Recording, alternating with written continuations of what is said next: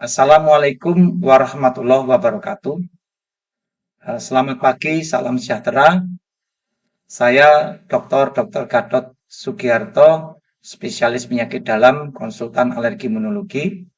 Saya dari Divisi Alergi Imunologi Klinik, Departemen Ilmu Penyakit Dalam, Fakultas Kedokteran Universitas Airlangga. Jika pada kuliah sebelumnya kita membahas respon imun secara umum dan respon imun alami atau innate, maka pada bagian kedua hari ini kita akan membahas respon imun adaptif. Sekedar mengingat kembali bahwa komponen-komponen seluler maupun humoral dari imunitas adaptif terdiri dari limfosit B yang menghasilkan antibodi, kemudian limfosit T yang kita kenal ada limfosit T CD4 maupun CD8. Ya.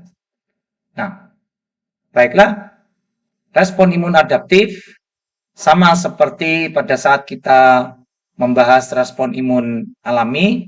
Yang akan kita bahas nanti berikutnya adalah tentang bagaimana ciri-cirinya, bagaimana komponennya, bagaimana cara respon imun adaptif mengenali antigen, bagaimana mekanisme efektornya, dan bagaimana regulasi respon imunnya.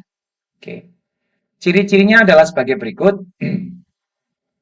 Respon imun adaptif ini didapatkan pada hewan tingkat tinggi dan pada manusia dan bersifat sangat spesifik ya.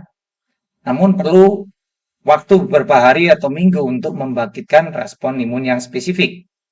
Ya, respon imun adaptif memiliki memori, sehingga apabila kelak di kemudian hari ada paparan ulang dengan antigen yang sama, maka respon imun adaptif bisa bereaksi dengan lebih cepat, dengan amplitudo yang lebih tinggi, dan dengan afinitas yang lebih baik. Ya. Nah, inilah yang disebut sebagai respon imun sekunder. Ya. Pertama kita akan membahas komponennya. Ya. Sama, terdiri dari komponen seluler yaitu limfosit T dan limfosit B. Limfosit T sendiri terdiri dari limfosit T CD4 atau T helper dan limfosit B CD8 atau limfosit T sitotoksik. Kemudian komponen soluble atau komponen humoralnya adalah antibodi yang dilepaskan oleh sel plasma, yaitu limfosit B yang teraktivasi menjadi sel efektor. Ini kita sudah pernah bahas sebelumnya, di mana komponen-komponen dari sistem imun adaptif adalah limfosit T CD4, limfosit T CD8, kemudian limfosit B, itu komponen selulernya, dan komponen terlarutnya adalah antibodi. Ya, sekedar mengulang, limfosit T CD4 kita kenal juga sebagai limfosit T helper. Dia bertugas membantu makrofag yang terinfeksi, dia juga membantu limfosit B maupun limfosit T CD8. Ya, fungsinya lain adalah mengaktifkan makrofag, mengaktifkan sel B supaya sel B bisa berdiferensiasi menjadi sel plasma. Dan selain itu, limfosit T CD4 juga mampu mensekresikan beberapa jenis sitokin. Ya. Limfosit T CD8 kita kenal sebagai limfosit T sitotoksik, yaitu tugasnya menghancurkan sel yang terinfeksi. Targetnya tentu saja adalah sel yang terinfeksi patogen dan mengekspresikan hematasi kelas 1. Ya, karena hematasi kelas 1 nanti akan dikenali oleh limfosit T CD8 dan fungsinya adalah mengeliminasi sel yang terinfeksi tersebut. Ya. Limfosit B adalah sel penghasil antibodi. Ya. Tugasnya jelas memproduksi antibodi. Tetapi kita juga tahu bahwa limfosit B juga bertugas sebagai sel penyaji antigen. Ya. Nah, targetnya adalah patogen ekstraseluler, kemudian antigen yang ada pada permukaan. Kemudian fungsinya adalah dia memproduksi antibodi spesifik dan sebagai sel penyaji antigen dia akan mempresentasikan antigen. Antibodi ya kita bisa ibaratkan sebagai peluru kendali spesifik yang targetnya adalah patogen ekstraseluler, toksik atau antigen yang semuanya ekstraseluler ya. Dan fungsinya antara lain adalah melakukan netralisasi, dia juga bisa melakukan opsonisasi dan kemudian bekerjasama dengan natural killer cell, dia akan melakukan fungsi antibody dependent cellular cytotoxicity. Ya. Nah, kita akan membahas bagaimana proses pendewasaan limfosit T. Ya. Seperti kita ketahui, semua cikal bakal sel-sel imun kita berasal dari stem cell di sumsum tulang. Ya. Nah, cikal bakal dari limfosit T disebut sebagai limfosit T progenitor, itu nanti akan bermigrasi dari sumsum tulang menuju ke timus. Nah, sel-sel yang baru saja tiba di timus itu disebut sebagai early thymic migrant, ya, atau disebut sebagai timosit. Nah, pada awalnya sel-sel ini belum memiliki kemampuan untuk mengenali antigen dan pada permukaannya masih belum terekspresi petanda permukaan, ya. Dan karena dia pada saat ini tidak memiliki petanda permukaan apapun, maka ada beberapa buku yang menyebutkan dia sebagai double negatif timosit. Beberapa buku yang lain mungkin ada yang menyebutkan sebagai triple negatif karena dia juga masih belum mengekspresikan reseptor T-nya. Ya. Nah, sel-sel ini kemudian diasuh oleh nerve cell, yaitu thymic cortical epithelial cell, yang ibaratnya seperti dosen, ya, mengajari mahasiswa-mahasiswa barunya, sehingga kemudian setelah diajari, maka mahasiswa-mahasiswa baru itu kemudian mampu memiliki kemampuan tertentu. Dalam hal timosit, maka timosit yang tadinya tidak mampu mengenali antigen karena belum memiliki reseptor dan belum mengekspresikan molekul permukaan, setelah diasuh oleh nerve cells, akhirnya bisa menjadi limfosit, cikal bakal limfosit, ya, kita masih sebut sebagai timosit, yang mengekspresikan CD4, CD8 dan juga dia sudah memiliki T-cell reseptornya, ya. Karena kedua-duanya ada dalam satu sel, maka ada beberapa buku yang menyebutkan sebagai double positif timosit, ada beberapa buku yang lain yang menyebutkan sebagai triple positif timosit karena juga sudah mampu mengekspresikan T-cell reseptornya. Nah, pada tahap ini kemudian dilakukan seleksi. Seleksi yang pertama disebut sebagai positive selection, ya, yang dinilai adalah kemampuan timosit ini untuk mengenali antigen. Ya, antigennya berupa antigen yang nanti akan diekspresikan atau diikat melalui MHC kelas 1, ya, atau diikat melalui MHC kelas 2. Ternyata limfosit CD4 itu lebih mudah berinteraksi dengan peptida yang diekspresikan melalui MHC kelas 2, ya. Karena CD4-nya digunakan untuk menstabilkan ikatan itu, maka CD4-nya dipertahankan, sedangkan CD8-nya tidak lagi diekspresikan, ya. Sebaliknya, yang CD8, dia ini lebih mudah berinteraksi dengan peptida yang diikat melalui MHC kelas 1, dan untuk itu dia menggunakan molekul CD8-nya untuk menstabilkan ikatan itu, sehingga CD8-nya dipertahankan, sedangkan CD4-nya tidak lagi diekspresikan. Ya. Hasil dari positive selection adalah timosit yang mampu mengenali peptida baik yang diekspresikan oleh MHC kelas 1 maupun MHC kelas 2. Ya. Nah, setelah itu dilakukanlah seleksi berikutnya, yaitu negative selection. Negative selection ini menyeleksi timosit atau cikal bakal sel limfosit yang tidak bereaksi secara hebat dengan antigen diri sendiri, ya. Sel-sel yang melakukan seleksi antara lain adalah makrofag dan sel dendritik, ya, yang mengekspresikan antigen diri sendiri. Karena apabila timosit yang terbentuk pada saat ini itu bersifat sangat reaktif terhadap antigen diri sendiri, maka timosit itu akan diinduksi untuk mengalami apoptosis, ya, supaya dieliminasi. Maksudnya supaya nanti jangan sampai ada sel-sel limfosit yang bereaksi begitu keras dengan antigen sendiri, karena nanti akan menimbulkan bahaya penyakit, misalnya penyakit autoimun ya. Sehingga setelah lolos dari negative selection, maka hasil akhirnya adalah self-tolerant single positive T cells.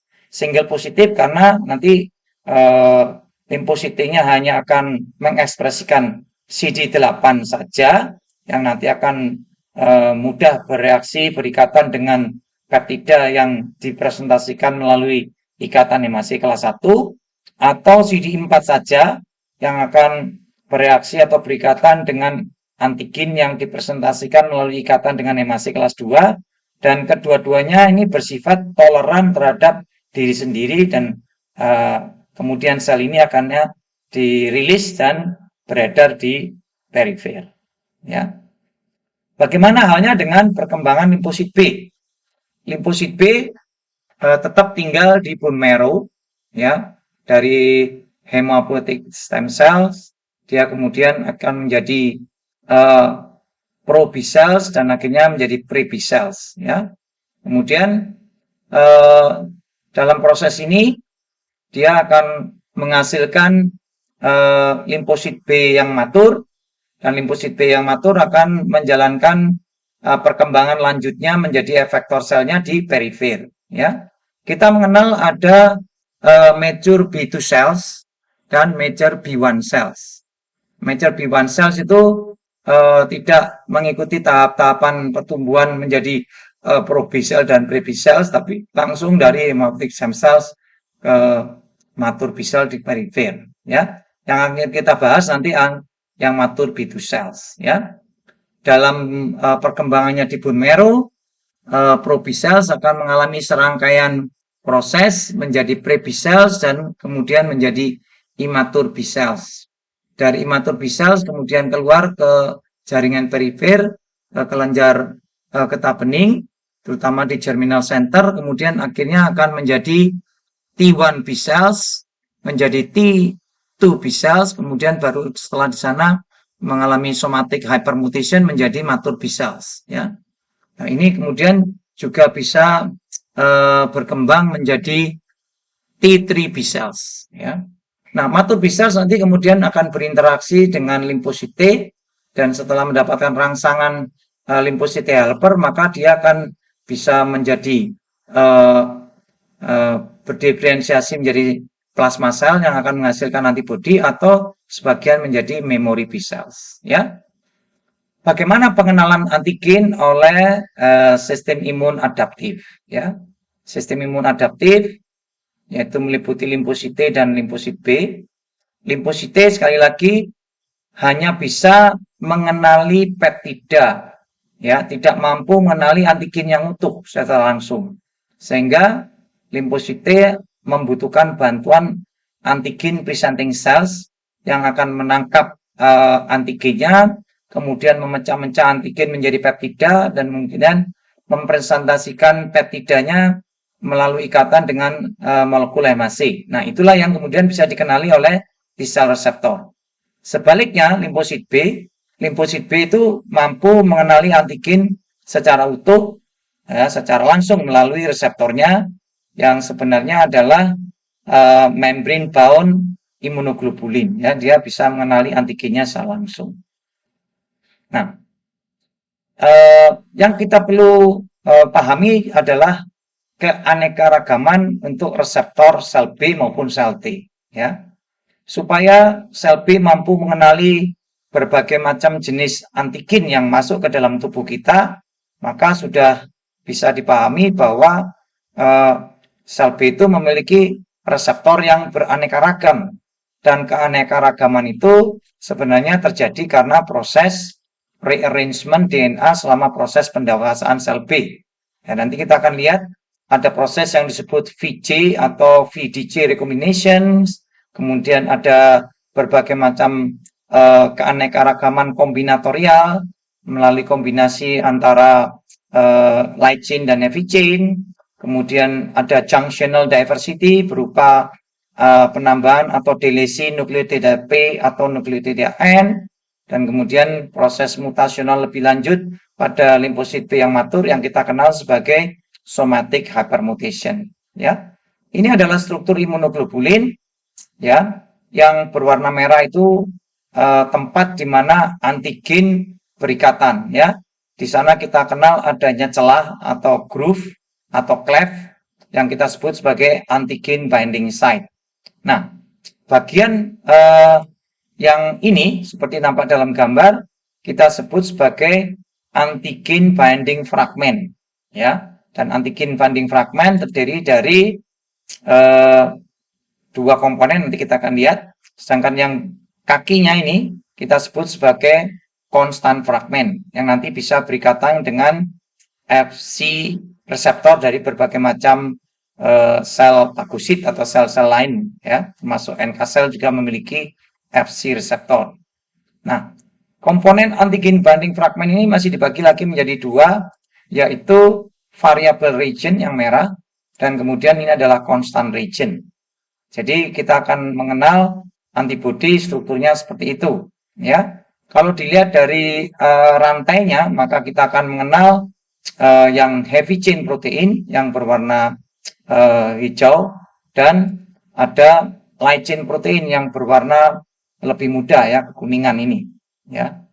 Nah, kita akan lihat light chain protein itu terdiri dari variable region untuk light chain dan constant region untuk light chain.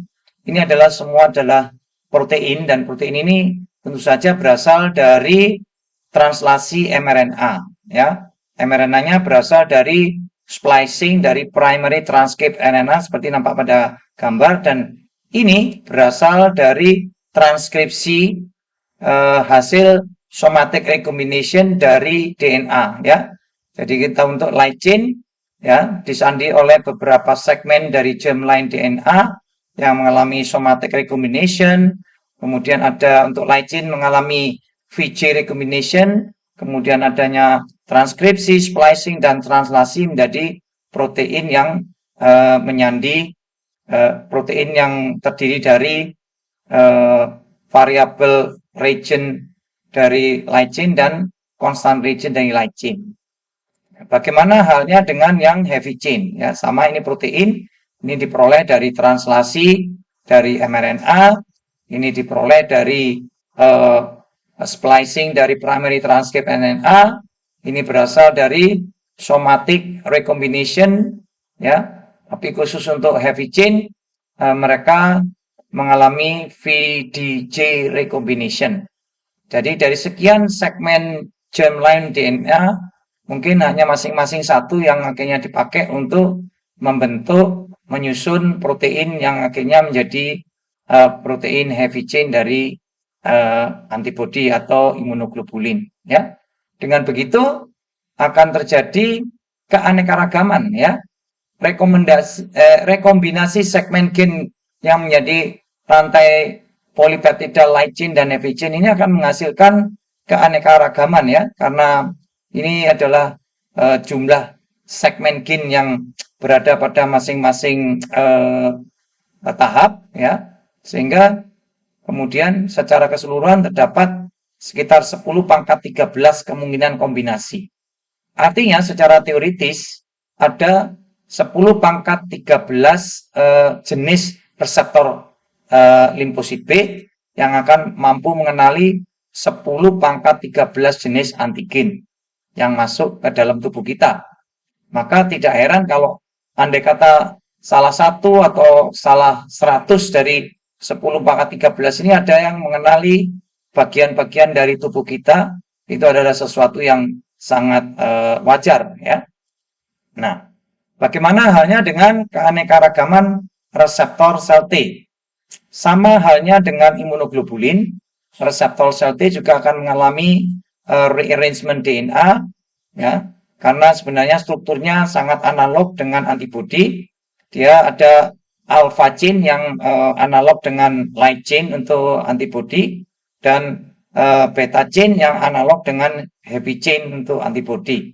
Ya, kita juga melihat adanya variable region dan kemudian ada constant region. Cuman bedanya pada reseptor sel T ada transmembrane region yang membuat reseptor ini tetap melekat pada permukaan limfosit T, tidak bisa lepas seperti antibodi. Ya, jadi dia nanti akan mengalami VJ atau VDJ recombination, dia juga mengalami keanekaragaman kombinatorial melalui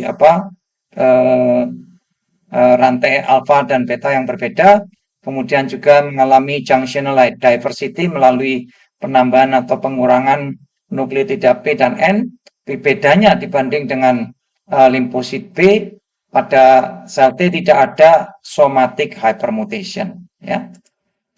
Ini adalah lokasi kromosom yang menyandi rantai alfa maupun rantai beta T-cell reseptor. Ya. Untuk rantai alfa ada di kromosom 14, untuk rantai beta ada di kromosom 7, dan kita lihat segmennya begitu banyak, ya, banyak segmen gene. Padahal nanti yang kepake untuk masing-masing reseptor cuma salah satu dari sekian segmen ini, sehingga dengan demikian pasti akan menghasilkan keanekaragaman yang banyak, ya. Nah, ini adalah step by step-nya. Ini yang untuk rantai alfa berasal dari germline DNA, mengalami rekombinasi menjadi rearrange DNA, mengalami VJ recombination. Kemudian dalam proses berikutnya yaitu transkripsi, splicing, dan translasi akhirnya menghasilkan protein rantai alfa reseptor limfosit T. Ya, untuk yang rantai beta dari germline DNA nanti akan mengalami rekombinasi, dia akan mengalami VDJ recombination. Kemudian setelah translation, splicing, transkripsi, akhirnya jadilah protein yang membentuk rantai beta dari T-cell reseptor. Ya. Nah, ini bagan atau tabel yang menggabungkan keanekaragaman untuk reseptor limfosit B, yaitu imunoglobulin, dan reseptor untuk limfosit T. Ya. Kita lihat karena segmennya jumlahnya banyak, maka pada setiap komponen itu setelah dilakukan permutasi, maka akan menghasilkan untuk antibodi adalah sekitar 10 pangkat 13 jenis, sedangkan untuk T-cell reseptor menghasilkan 10 pangkat 18 jenis. Ya. Mengapa T-cell reseptor keanekaragamannya lebih banyak? Itu bisa dipahami karena T-cell reseptor ini mengenali peptida, sementara antibodinya itu mengenali antigen. Ya, antigen nanti dipecah-pecah menjadi beberapa jenis peptida. Berikutnya kita akan membahas mekanisme efektor dari imunitas adaptif. Ya.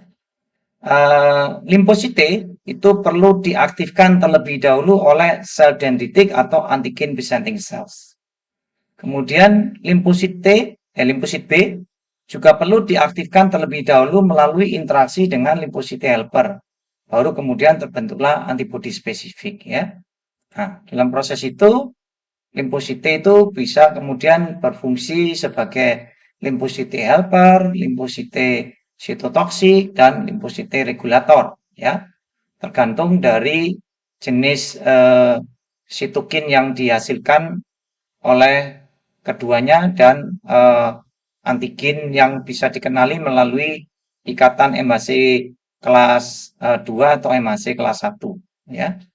Kemudian limfosit B nanti setelah berinteraksi dengan limfosit helper akan berdiferensiasi menjadi sel plasma dan dia akan melepaskan antibodi, sedangkan antibodi spesifiknya nanti akan berfungsi menjadi opsonin, kemudian juga membantu proses fagositosis, kemudian menetralisasi antigen, mikroba atau toksin, dan kemudian membentuk kompleks dengan antigen, ya, membentuk imun kompleks, dan selanjutnya memicu aktivasi sistem komplement dan ikut terlibat dalam proses antibody dependent cellular cytotoxicity. Ini adalah mekanisme efektor dari imunitas adaptif. Ya. Limfosit T itu unik, karena untuk mengaktifkan limfosit T dibutuhkan sinyal yang tepat. Ya, kita lihat, andai kata hanya ada sinyal satu saja, yaitu spesifik sinyal yang diperankan oleh peptida yang diikat oleh MHC kelas 1 atau kelas 2, ini limfosit T helper, berarti ini MHC kelas 2, ya, yang kemudian dikenali oleh T-cell reseptornya, ya. hanya ini saja tanpa sinyal kedua, maka yang terjadi justru limfosite mengalami anergi.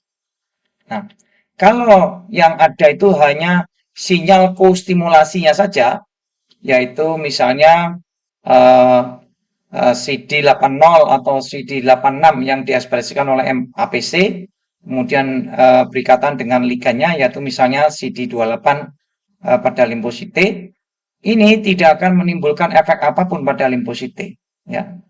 Bagaimana kalau ada dua sinyal, yaitu sinyal spesifik, yaitu peptida yang diikat oleh MHC, dikenali oleh T-cell receptor, kemudian ada molekul kostimulasi.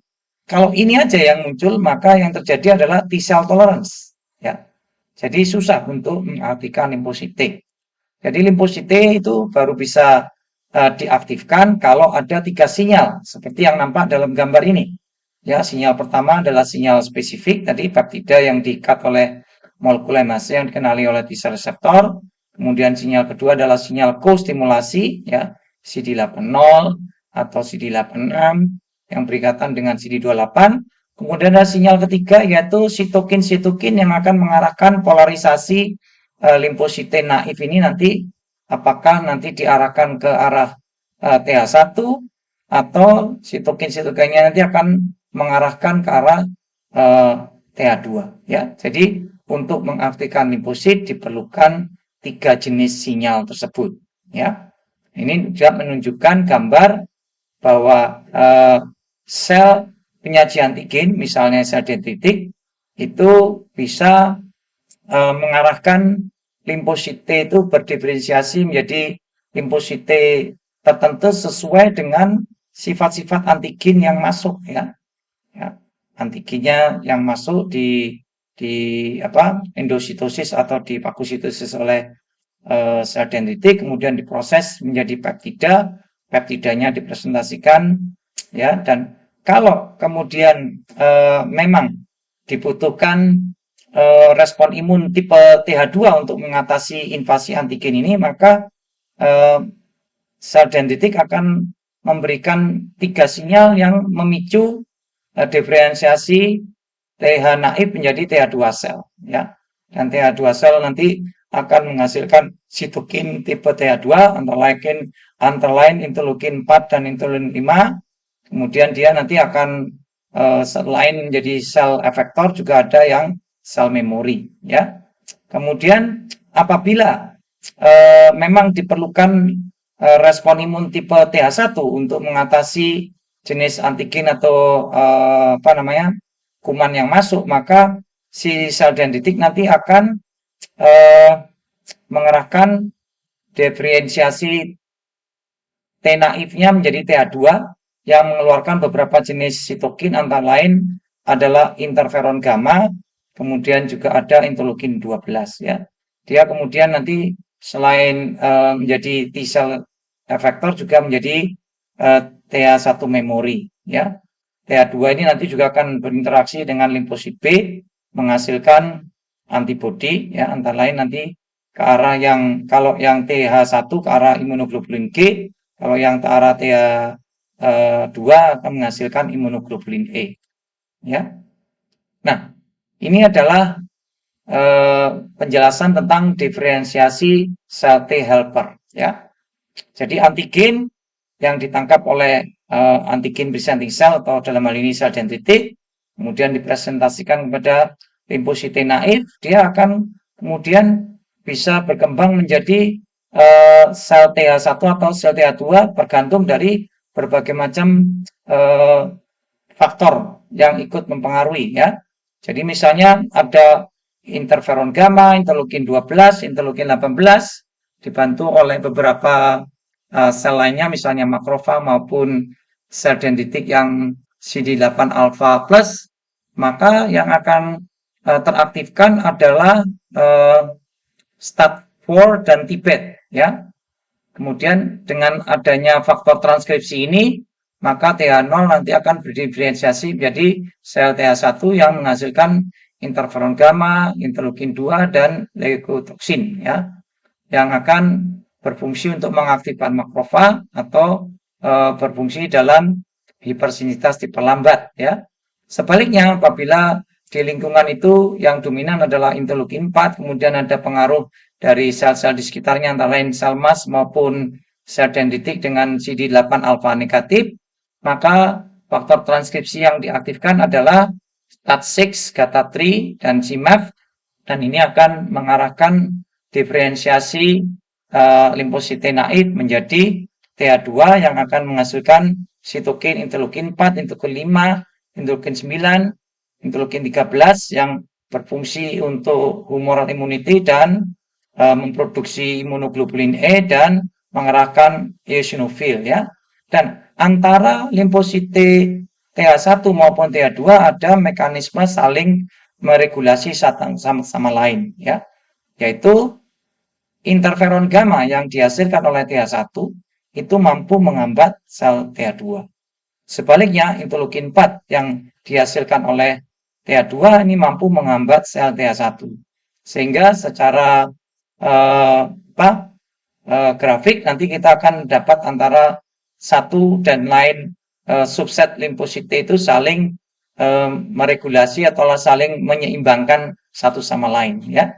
Pada gambar ini kita lihat bahwa sel dendritik yang imatur kalau dia mendapatkan rangsangan dari kuman yang memiliki patogen associated molecular pattern tipe 1 ya, kemudian patogen ini menyerang jaringan yang menghasilkan tisu faktor tipe 1 ya, seperti dalam contoh, maka pada saat berinteraksi dengan limfosite naif dia akan memberikan rangsangan polarisasi untuk menghasilkan limfosit TH1 ya. Sebaliknya apabila patogennya itu memiliki patogen associated molecular pattern tipe 2 menyerang jaringan yang kemudian menghasilkan tisu faktor tipe 2 seperti contohnya dalam gambar, maka pada saat berinteraksi dengan limfosite naif, maka antigen presenting cells atau sel dendritik nanti akan mengarahkan diferensiasi limfosit naifnya menjadi sel TH2. Sebaliknya, apabila yang ada adalah patogen associated molecular pattern yang memiliki tipe regulatori, demikian juga tisu faktor tipe regulatori, maka dia tidak akan menjadi sel dendritik yang matur sepenuhnya, dia menjadi imatur atau menjadi regulatory dendritic cells yang pada saat akan berinteraksi dengan limfosite naif, dia akan menghasilkan limfosite regulator ya. T regulator menghasilkan beberapa jenis sitokin antara lain interleukin 10 dan TG beta yang mampu menghambat TH1 maupun TH2. Sehingga tadi kita mengenal adanya counter regulation antara TH1 TH2, sekarang kita mengenal adanya Treg yang juga mampu menyeimbangkan TH1 maupun TH2 yang berlebihan ya. Nah, berikutnya kita juga mengenal adanya limfosite TH17 ya. TH17 itu terbentuk melalui pengaruh berbagai macam sitokin dari T naif di bawah pengaruh TG beta dan interleukin 6, dia akan mengaktifkan faktor transkripsi STAT3 dan ROR gamma T, dan ini nanti akan memicu diferensiasi menjadi limfosite H17 ya. Dan kita lihat beberapa sitokin yang dihasilkan oleh TH2 yaitu interleukin 4 ini menghambat ya. Interferon gamma yang dihasilkan oleh TH1 juga menghambat aktivasi faktor transkripsi yang akan mengarahkan ke TH17 ya. Sebaliknya, TH17 menghasilkan beberapa jenis sitokin yang selain digunakan untuk merangsang diri sendiri, dia juga menghambat aktivasi dari faktor transkripsi FOXP3 yang nantinya akan mengarahkan diferensiasi limfosite naifnya menjadi Treg. Jadi antar mereka berempat terjadi mekanisme counter regulation ya. Di sini kita lihat bahwa limfosit TH1 berguna untuk proteksi terhadap patogen-patogen intraseluler, misalnya virus, kemudian mycobacterium, tapi dia juga berperan dalam beberapa proses patologis, misalnya autoimmunity dan delayed type hypersensitivity ya. TH2 itu diperlukan untuk proteksi menghadapi ekstraseluler patogen, misalnya parasit, kemudian bakteri-bakteri ekstraseluler, tapi dia juga ikut berperan dalam beberapa proses patologis, misalnya pada atopi dan alergi. Ya, TH17 ini sebenarnya penting untuk memberikan proteksi terhadap intraseluler patogen, misalnya jamur, kemudian bakteri, tapi dia juga terlibat dalam tisu inflamasi dan proses autoimmunity. Sedangkan T regulator dia berfungsi sebagai imunoregulasi dan mengendalikan imunotoleransi. Ya. Ya. Sekarang kita lihat bagaimana aktivasi limfosit T helper 1. T helper 1 menghasilkan beberapa jenis sitokin antara lain interferon gamma, interleukin 2 yang memperkuat makrofag supaya makrofag itu bisa mampu mengeliminasi atau menghancurkan patogen yang sudah di fagositosisnya. Bisa berupa virus, bisa berupa mycobacterium, ya. Seperti itu. T helper 1 juga membantu limfosit CD8 atau sitotoksisi sel melalui sekresi interferon gamma maupun interleukin 2, ya. Sedangkan aktivasi dari limfosit T helper 2 yaitu dia berinteraksi dengan limfosit B sehingga nanti kemudian limfosit B-nya bisa berdiferensiasi menjadi sel plasma yang akan melepaskan antibodi, ya. Nah, ini adalah limfosite sitotoksik, ya. Kita lihat bagaimana limfosite sitotoksik itu bekerja. Ini ada sel normal dan ini adalah sel yang terinfeksi virus. Sel yang terinfeksi virus nanti akan mengirimkan tanda bahaya ke sel tetangganya dengan mensekresikan interferon alfa dan interferon beta sehingga sel tetangganya menjadi lebih bisa mampu bertahan terhadap serangan virus yang sama. Kemudian dia juga memproses antigen virus dan mengekspresikan antigen virus melalui ikatan dengan MHC kelas 1 dan ini nanti akan dikenali oleh limfosite CD8, ya, dengan reseptornya. Nah, limfosite CD8 yang teraktivasi kemudian mengenali sel-sel yang terinfeksi oleh virus ini kemudian mengeluarkan porforin dan gransim untuk menghancurkan sel-sel yang terinfeksi oleh virus, ya. Selain itu, limfosite CD8 juga akan mengeluarkan interferon gamma untuk memperkuat sel-sel tetangganya supaya memiliki ketahanan yang lebih baik dari serangan virus yang sama. Ini adalah struktur berbagai macam jenis antibodi. Kita mengenal ada beberapa jenis kelas, imunoglobulin G, imunoglobulin D, imunoglobulin E, kemudian imunoglobulin A, dan imunoglobulin M. Imunoglobulin A itu selalu berada dalam struktur membentuk dimer seperti ini, sedangkan imunoglobulin M selalu dalam bentuk pentamer seperti tampak dalam gambar.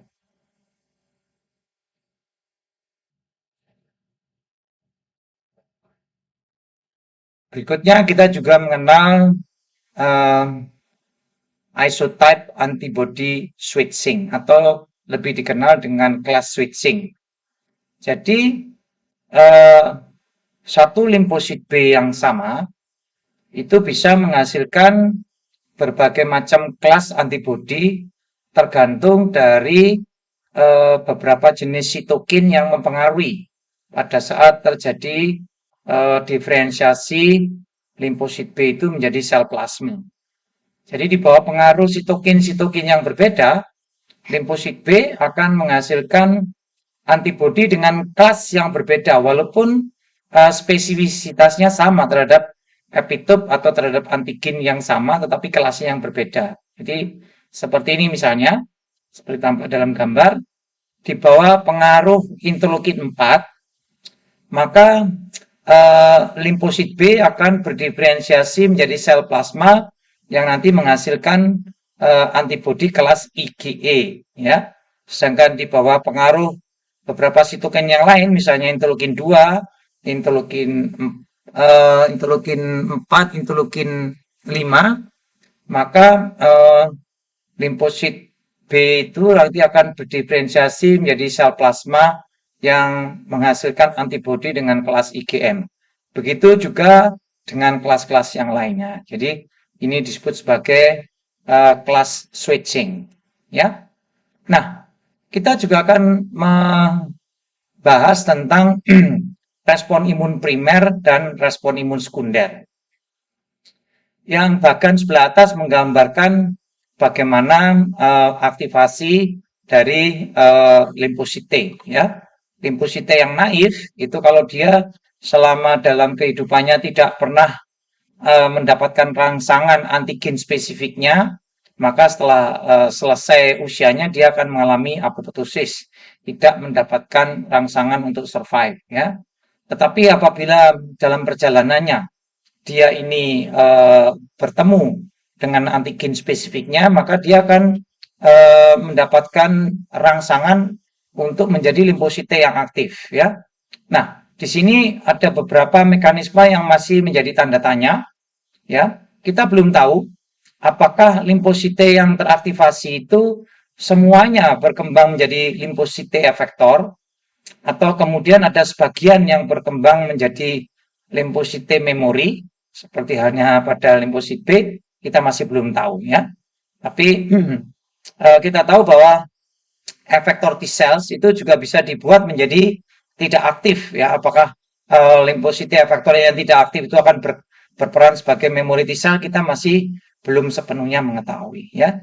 Nah, seperti ini, limfosite yang aktif akan berdiferensiasi menjadi T cell efektor, ya, apakah dia T helper, apakah limfosit sitotoksik. Tapi setelah dia berkembang menjadi efektor, setelah mengalami aktivasi, dia akan mengalami apoptosis yang kita sebut sebagai activation induced apoptosis, ya. Beberapa efektor T cells kemudian bisa juga dibuat menjadi inaktif. Kita masih belum tahu apakah itu yang kemudian menjadi T cell memory.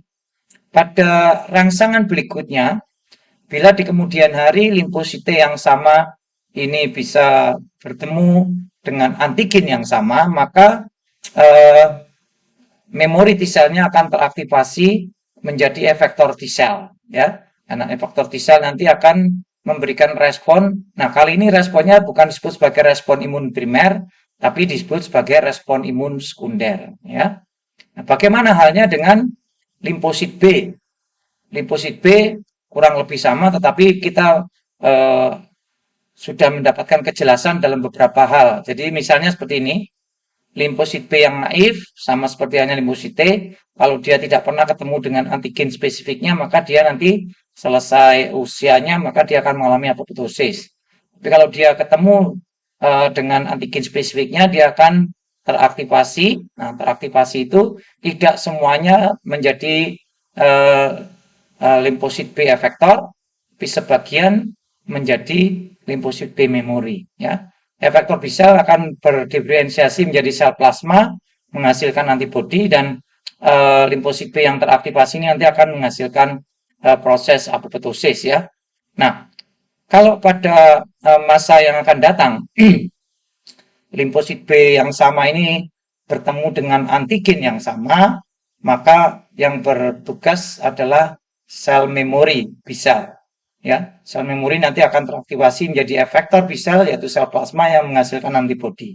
Ya. Respon yang kedua ini kita sebut sebagai respon imun sekunder. Ya. Berbeda dengan respon imun pertama, ada beberapa ciri yang perlu kita perhatikan. Ya. Respon imun primer itu waktu yang dibutuhkan untuk berespon memang membutuhkan waktu yang lama, paling tidak 5-10 hari. Sedangkan respon imun sekunder lebih cepat, ya, antara 1-3 hari sudah terbentuk, karena yang diaktifkan pada respon imun sekunder adalah limfosit B memori, ya. Kemudian kelas antibodi utamanya pada respon imun primer adalah imunoglobulin M, sedangkan pada respon imun sekunder adalah imunoglobulin G atau IgA atau Ig, tergantung dari sitokin yang mempengaruhi pada microenvironment tempat diferensiasi limfosit B-nya. Kemudian afinitasnya, kalau respon imun primer, afinitas terhadap antigennya rendah, sedangkan respon imun sekunder sudah lebih bagus, ya, lebih tinggi.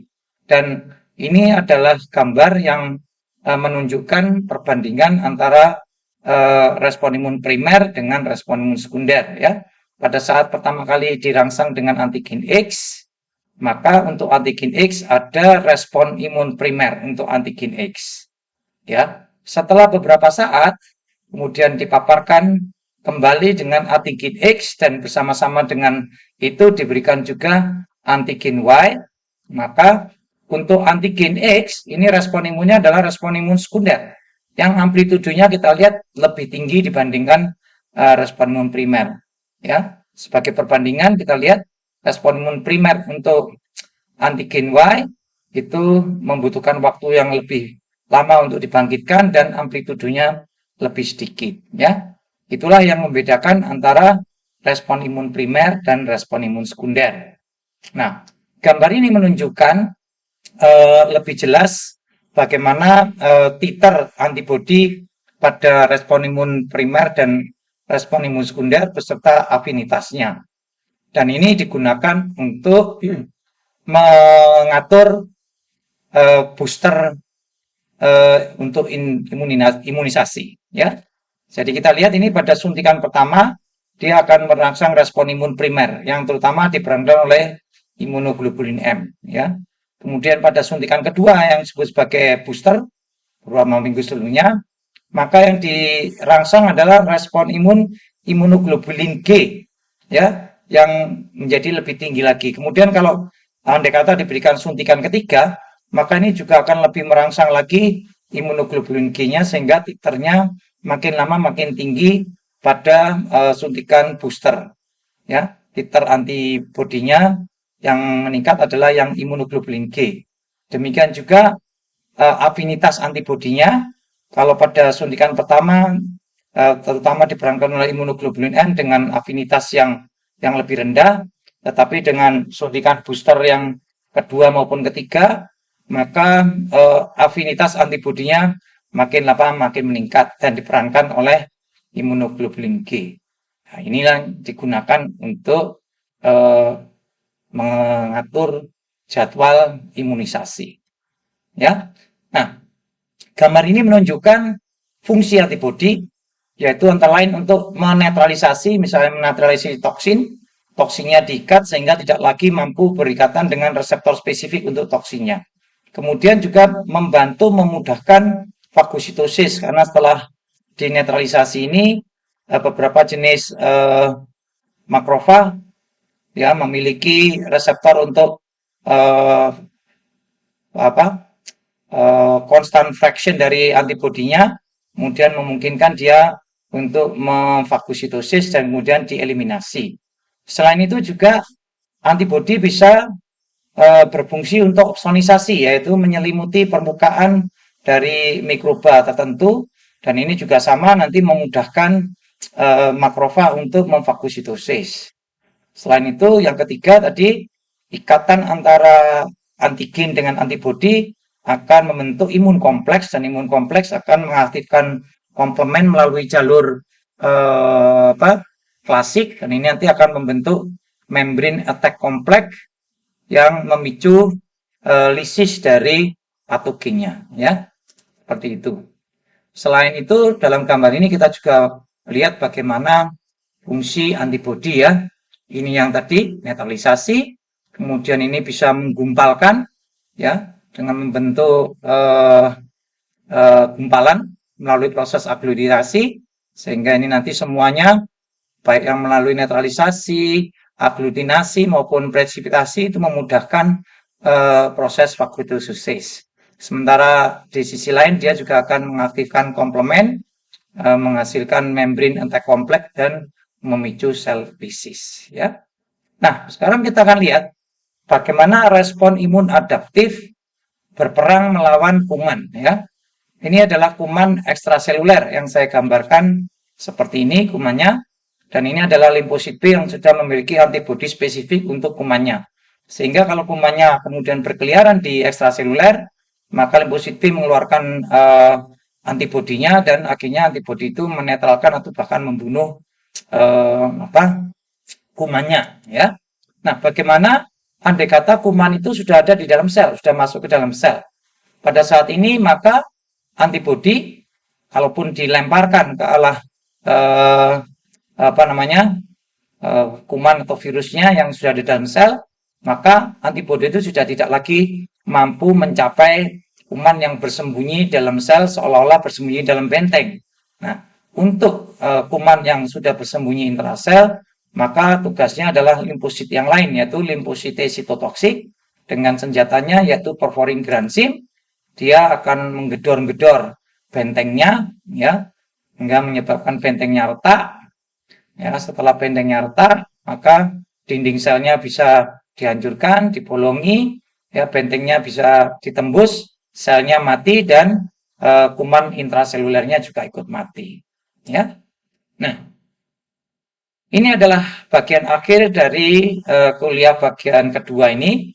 Kita ketahui bahwa respon imun yang normal itu harusnya teratur, kemudian seimbang dan terorganisasi dengan baik.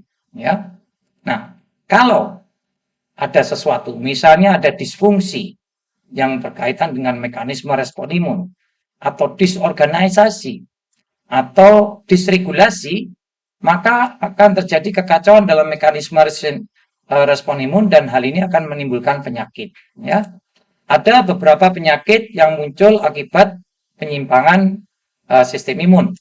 Yang pertama, apabila sistem imun kita terlalu lemah, maka akan terjadi apa yang disebut sebagai imunodefisiensi. Kalau sistem imun kita terlalu peka, maka akan terjadi penyakit yang disebut sebagai alergi atau hypersensitivity. Kalau sistem imun itu tidak bisa mengenali diri sendiri, akan timbul penyakit, yaitu penyakit autoimun. Dan apabila sistem imun itu berproliferasi tidak terkendali, maka yang terjadi adalah keganasan yang mengenai sel-sel imun, misalnya pada kasus limfoma maligna, leukemia, dan lain-lain. Saya kira demikian yang bisa saya sampaikan pada kuliah bagian kedua ini. Apabila Anda sekalian memiliki pertanyaan, silakan diajukan. Kita akan mendiskusikannya bersama-sama. Terima kasih atas perhatiannya. Wassalamualaikum warahmatullahi wabarakatuh.